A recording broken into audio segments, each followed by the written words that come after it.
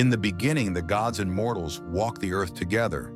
The Olympians, mighty and immortal, ruled over all, their divine hands shaping the fate of men. In return, humans worshiped them, offering temples, sacrifices, and prayers carried by the wind to Mount Olympus. But as time passed, men grew bold. They built empires, raised their voices in defiance, and soon they forgot the gods. And so the gods would remind them. This is the story of the greatest war ever fought, not between men, but between mortals and gods themselves. For centuries, the gods blessed mankind. They gave them fire, wisdom, and the secrets of the earth. But as mortals flourished, so too did their pride. No longer did they kneel at the altars of Olympus. They no longer feared the thunder of Zeus or the trident of Poseidon. They believed they had outgrown their gods.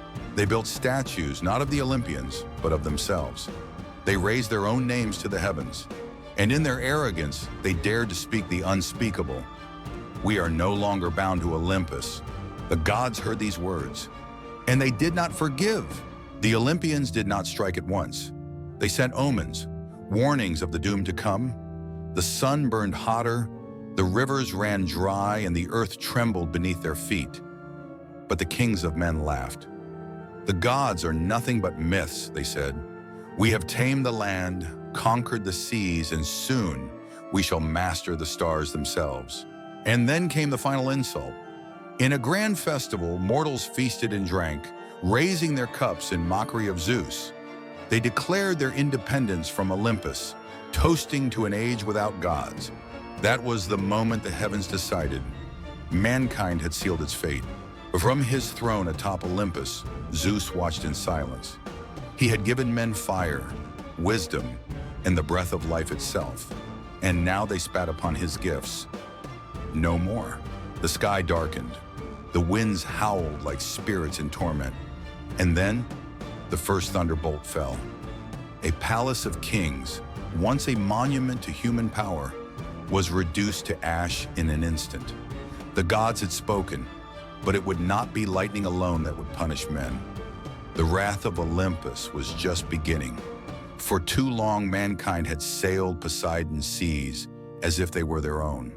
They built mighty fleets, dared to conquer new lands, and in their arrogance, they forgot whose domain the oceans belonged to. Poseidon did not forget. The seas began to rise. The first waves were small, almost gentle. Then came the storm. Then came the flood.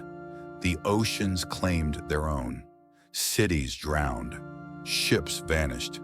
The names of once great kingdoms were washed away, lost beneath the waves for all eternity. And still, the gods were not done.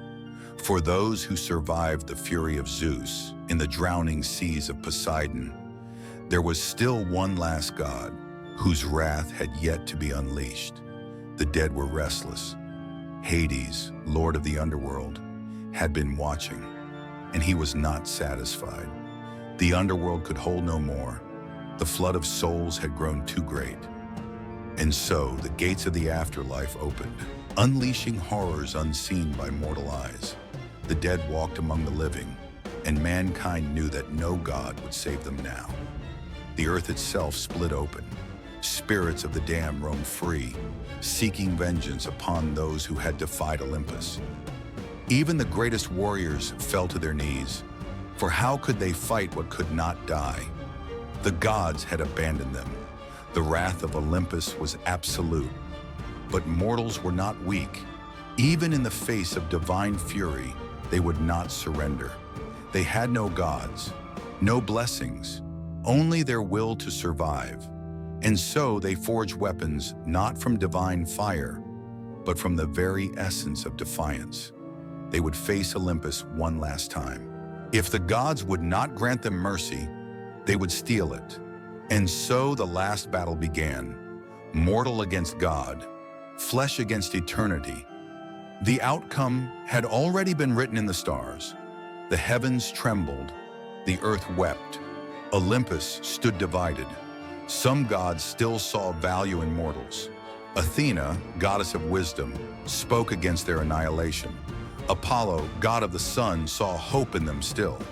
But Ares, the bloodthirsty god of war, demanded their total destruction.